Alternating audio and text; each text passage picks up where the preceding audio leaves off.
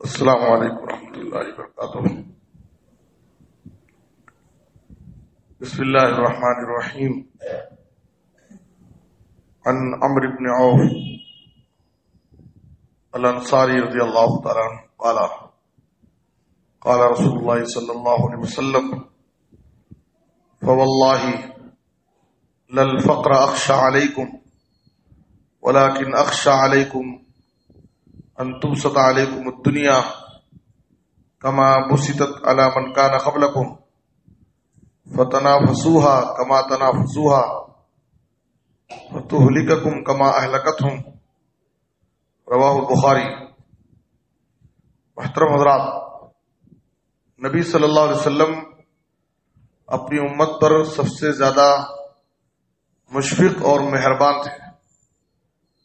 ہر خیر اور بھلائی کی چیزیں آپ اپنی امت کے لیے اختیار کرتے تھے، اس کی رہنمائی کرتے تھے، اور جو بھی شر ہے، نقصان ہے، جس میں دنیا اور آخرت کی ہلاکت ہے، اس سے آپ اپنی امت کو بچاتے تھے، ڈراتے تھے۔ نبی صلی اللہ علیہ وسلم کو اپنی امت پر سب سے زیادہ کن چیزوں سے ڈر تھا؟ آج کے درس میں آپ کے سامنے نبی صلی اللہ علیہ وسلم کو اپنی امت پر سب سے زیادہ کن چیزوں سے ڈر تھا، اس کے بارے میں 3 حدیثیں ذکر کی جائیں گی۔ سب سے زیادہ نبی صلی اللہ علیہ وسلم کو اپنی امت پر جن چیزوں سے ڈر تھا وہ ریاکاری تھی، کہ میری امت کے لوگ ریاکاری میں مبتلا نہ ہو جائیں، اپنے اعمال میں ریاکاری داخل کر کے کہیں اپنے عملوں کو، نیکیوں کو برباد نہ کر لیں۔ نبی صلی اللہ علیہ وسلم نے کہا، مسند احمد کی روایت ہے، ان اخوف ما اخاف علیکم الشرک الاصغر قالوا یا رسول اللہ وما الشرک الاصغر قال الریا۔ آپ صلی اللہ علیہ وسلم نے کہا کہ میں تمہارے اوپر سب سے زیادہ جس چیز سے ڈرتا ہوں وہ چھوٹا شرک ہے۔ کہا چھوٹا شرک کیا ہے اللہ کے رسول؟ تو آپ نے کہا ریاکاری، دکھاوا، کسی بھی عمل کو اللہ کے لیے کرنے کی بجائے لوگوں کو دکھانے کے لیے، لوگوں کو خوش کرنے کے لیے، لوگوں کی تعریف لینے کے لیے اس کام کو کرنا، تو یہ چھوٹا شرک ہے۔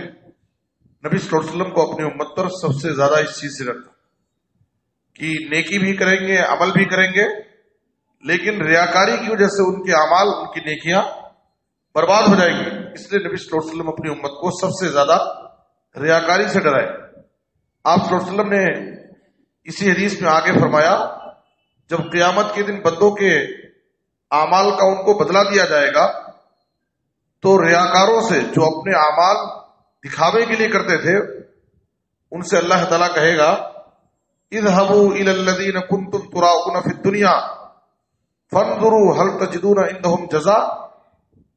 جاؤ ان لوگوں کے پاس جن کو دکھانے کے لیے، جن کو خوش کرنے کے لیے، جن کی تعریفیں لینے کے لیے تم عمل کرتے تھے، جاؤ ان کے پاس، دیکھو کیا وہ تمہارے اعمال کا تم کو بدلہ دیں گے۔ ظاہر ہے کہ قیامت کے دن کا، بدلے کے دن کا مالک تو اللہ ہے، وہاں پر اللہ کے علاوہ کوئی دوسرا بدلہ دینے والا نہیں ہوگا۔ تو ہمیں چاہیے کہ ہم اپنے چھوٹے بڑے ہر عمل میں اخلاص پیدا کریں اور ریاکاری سے بچیں، ورنہ ریاکاری سے ہمارے اعمال برباد ہو جائیں گے اور ہماری محنت ضائع ہو جائے گی۔ دوسری چیز، سب سے زیادہ نبی صلی اللہ علیہ وسلم کو اپنی امت پر جس چیز سے ڈر تھا وہ دنیا پرستی، دنیا کے بارے میں مقابلہ آرائی، دنیا حاصل کرنے میں، دنیا میں ترقی کرنے کے لیے ایک دوسرے سے آگے بڑھنا۔ تو دنیا پرستی سے بھی نبی صلی اللہ علیہ وسلم کو بہت اپنی امت پر ڈر تھا کہ میری امت کے لوگ دنیا کے بارے میں ایک دوسرے سے مقابلہ کریں، دین کے بارے میں نہیں، دنیا کے بارے میں ایک دوسرے سے مقابلہ شروع کریں، تو یہ دنیا پرستی ان کو ہلاک و برباد کر دے گی۔ ایک مرتبہ ابو عبیدہ بن جراح رضی اللہ عنہ کو نبی صلی اللہ علیہ وسلم جزیہ وصول کرنے کے لیے یمن بھیجے تھے، بحرین بھیجے تھے۔ جب وہ بحرین سے مال لے کر کے آئے اور صحابہ کرام کو معلوم ہوا انصاری صحابہ فجر کی نماز میں حسب معمول جمع ہوئے مسجد میں، نماز سے فارغ ہونے کے بعد نبی صلی اللہ علیہ وسلم کے سامنے آمنے سامنے آ رہے ہیں بار بار. نبی صلی اللہ علیہ وسلم ان کے کیفیت کو دیکھ کر آپ مسکرانے لگے. آپ نے کہا کہ شاید تمہیں معلوم ہو گیا ہے کہ بحرین سے کچھ مال آیا ہے اور تمہارے درمیان تقسیم ہوگا، شاید اسی انتظار میں ہو تم. تو کہا کہ ہاں اللہ کے رسول. تو آپ نے کہا کہ ٹھیک ہے، اطمینان رکھو، ابھی تمہارے درمیان وہ مال تقسیم کیا جائے گا، مال آ چکا ہے. اس کے بعد نبی صلی اللہ علیہ وسلم نے یہ حدیث پیش کی، اللہ کی قسم میں تمہارے بارے میں فخر و محتاجگی سے نہیں ڈرتا کہ تم غریب ہو جاؤ گے، فقیر ہوگے، مالی حالت تمہاری کمزور ہو جائے گی، بلکہ مجھے ڈر اس بات کا ہے کہ تمہارے لیے دنیا خوب کشادہ کر دی جائے گی، دنیا کی بہت ساری نعمتوں سے تم کو نوازا جائے گا، دنیا تمہارے لیے پھیلا دی جائے گی، پھر تم دنیا کو حاصل کرنے میں ایک دوسرے سے مقابلہ شروع کر دو گے.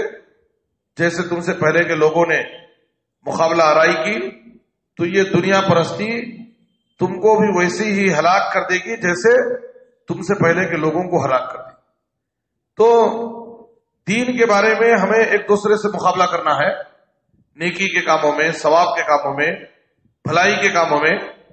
دنیا کے بارے میں ایک دوسرے سے مقابلہ آرائی، ایک دوسرے سے آگے بڑھنے کی فکر، یہ کوئی اچھی صفت نہیں ہے.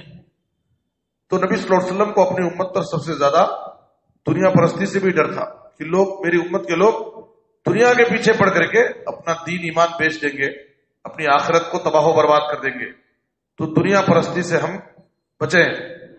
تیسری چیز، نبی صلی اللہ علیہ وسلم کو اپنی امت پر جن چیزوں سے سب سے زیادہ ڈر تھا وہ زبان کا معاملہ، یعنی زبان کی حفاظت نہیں کریں گے. زبان کی حفاظت نہ کرنے کی وجہ سے سب سے زیادہ لوگ جہنم میں چلے جائیں گے. زبان کی حفاظت نہ کرنے کی وجہ سے بہت بڑے بڑے گناہ کر لیں گے. سفیان بن عبداللہ ثقفی رضی اللہ عنہ نے ترمذی کی حدیث ہے، نبی صلی اللہ علیہ وسلم سے سوال کیا، ما تخافو ما اخوف ما تخاف علیہ، اے اللہ کے رسول میرے بارے میں آپ کو سب سے زیادہ کس چیز سے ڈر ہے؟ آپ کس چیز سے مجھے میرے بارے میں سب سے زیادہ ڈرتے ہیں؟ فاخذ بلسان نفسی، نبی صلی اللہ علیہ وسلم اپنی زبان پکڑ لیے اور اشارہ کر کے کہا کہ دیکھو اس زبان کے بارے میں مجھے سب سے زیادہ ڈر ہے کہ لوگ زبان کی حفاظت نہیں کریں گے اور زبان کا غلط استعمال کریں گے، اور کل قیامت کے دن سب سے زیادہ لوگ زبان اور شرمگاہ کی وجہ سے جہنم میں جائیں گے. الفم والفرج، اور سب سے زیادہ انسان سے جو گناہ ہوتے ہیں وہ زبان کی وجہ سے، زبان کا غلط استعمال کرنے کی وجہ سے. تو نبی صلی اللہ علیہ وسلم نے کہا کہ مجھے سب سے زیادہ ڈر زبان کے بارے میں بھی ہے کہ لوگ زبان کی حفاظت نہیں کریں گے اور غلط استعمال کرنے کی وجہ سے بہت زیادہ گناہوں کا ارتکاب کریں گے اور اس کی وجہ سے وہ جہنم میں چلے جائیں گے. اسی لیے نبی صلی اللہ علیہ وسلم نے یہ نصیحت کی کہ تم اپنی زبان کی حفاظت کرو اور سوچ سمجھ کر کے اپنی زبان کھولو، اس لیے کہ جب بھی انسان اپنی زبان سے کوئی بات بولتا ہے تو ایک فرشتہ انتظار میں رہتا ہے جو اس کی باتوں کو فوراً لکھ لیتا ہے. تو اس لیے آپ نے نصیحت کی، من کان یؤمن باللہ والیوم الآخر فلیقل خیرا او لیصمت، جو اللہ پر آخرت کے دن پر ایمان رکھتا ہے تو اس کو چاہیے اپنی زبان سے اچھی اور بھلی بات بولے، نہیں تو خاموش رہے، تاکہ وہ زبان کے فتنوں سے، زبان کی آفتوں سے، زبان کی برائیوں سے اپنے آپ کو بچا سکے. تو یہ تین چیزیں ان تین حدیثوں میں نبی صلی اللہ علیہ وسلم نے ذکر کی.